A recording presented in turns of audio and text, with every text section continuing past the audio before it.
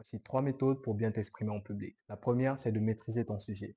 Lorsque tu t'exprimes devant un public sans pouvoir maîtriser ton sujet, cela se voit immédiatement. Tu hésites, tu ne sais pas quel mot employer et tu perds ta confiance devant le public.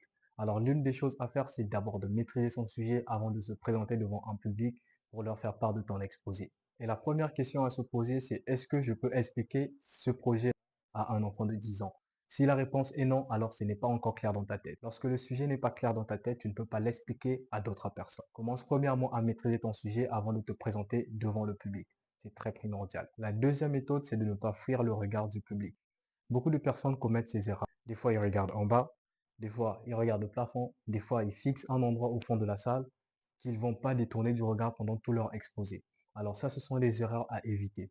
Le regard du public ne doit pas être un frein pour toi. Moi, j'ai l'une des méthodes que j'utilise souvent, c'est de pouvoir balayer la salle. Je peux commencer de la gauche en allant vers le centre, du centre en allant vers la droite, et ainsi de suite. Ou soit, l'une des meilleures techniques que j'utilise, c'est lorsque tu t'exprimes devant un public, tu vas regarder une personne pendant 3 à 4 secondes. Dans le sens où, lorsque tu enclenches une phrase, tu observes une personne, tu termines la phrase, tu regardes une autre personne, tu enclenches une autre phrase, et ainsi de suite.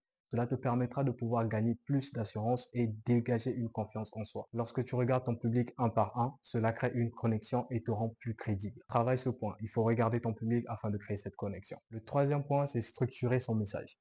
Un bon discours n'est pas du hasard, c'est structuré. Lorsque tu parles dans tous les sens, ton public se perd.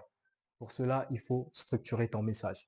Raison pour laquelle ça rejoint le premier point qui dit maîtriser son sujet. Tu auras des grandes lignes qui te permettra de savoir où commencer et où terminer. Utilise une structure simple qu'on nous a toujours enseignée. L'introduction, le développement et la conclusion. Ton sujet doit avoir une introduction, ton point de départ, un développement où tu vas vraiment détailler les points clés de ton sujet et une conclusion pour résumer tout ce que tu as détaillé. Lorsque ton message est clair et structuré dans ta tête, il le devient aussi pour ton public. Alors n'oublie pas, si tu sais parler, tu peux aller loin. Malgré nos différences, tous tels que nous sommes ici, nous formons un camp. Soyons solidaires, peu importe nos nationalités, et n'oubliez pas une chose très importante.